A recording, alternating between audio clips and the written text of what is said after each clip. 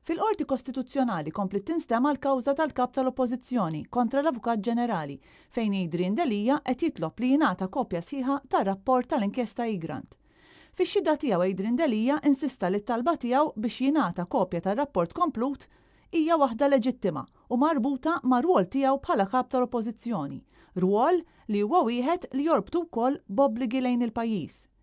Adrian D'Elia kompla jgħid li huwa għalhekk li biex ikun hemm bilanċ u għandu jingħata l-istess aċċess ta' informazzjoni li jingħata l-Prim Ministru.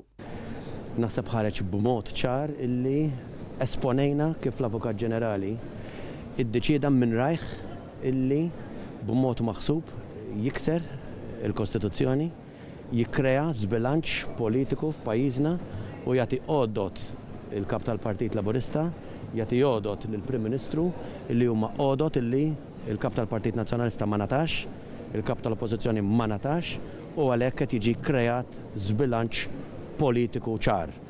Adrian D'Elia spjega fix-xhieda tiegħu kif anke l-konklużjonijiet infushom iqanqlu mistoqsijiet oħra li jistgħu jkunu ta' interess pubbliku u li huwa evidenti li r-rapport sħiħ jinkludi fih informazzjoni importanti oħra.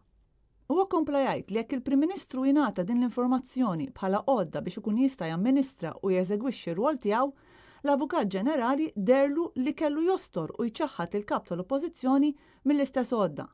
Bekk Adrian D'Elia qal li wara li l-Avukat Ġenerali naqas li jżomm bilanċ fi kwestjoni ta' interess nazzjonali għandha tkun l-Qorti Kostituzzjonali li tirrestawra dan id-dritt. F'kumment li tal il-ġurnalisti il-kap tal-Oppożizzjoni spjega kif inħoloq dan l-iżbilanċ meta l-Prim Ministru ingħata l-kopja tal-proċess. L-iskuża f'ira meskina illi ġab l-Avukat Ġenerali kienet illi l-Prim Ministru kien involut b'mod dirett. It-tweġibiet għal dak li jirrigwarda l-Prim Ministru ċoe jekk l-isma tal-Egrant kienux tiegħu tal-mara tiegħu jew ta' dawk li jiġu minnu, diġà imweġbin fil-konklużjonijiet. Mela ma kienx hemm bżonn jekk dak kien l-argument illi l-Prim Ministru jingħata il-kopja intjera tal-proċess. Waqt is-seduta, l-Avukat Ġenerali għadda kummenti fis-sens li kawżi bħal dawn jinfetħu biss għal skop ta' midja. Kumment li għalih irreaġixxa il-kap tal-Oppożizzjoni fejn qal li huwa ta' diżrispett li l-Avukat Ġenerali jgħaddi kummenti ta' dan it-tip dwar ix-xogħol tal-qorti, partikolarment dwar kawża ta' ksur kostituzzjonali. Lil milli qed jikkalpesta il-professjoni tal-avukati kollha li ta' kuljum jiġu biex jaqdu dmirhom.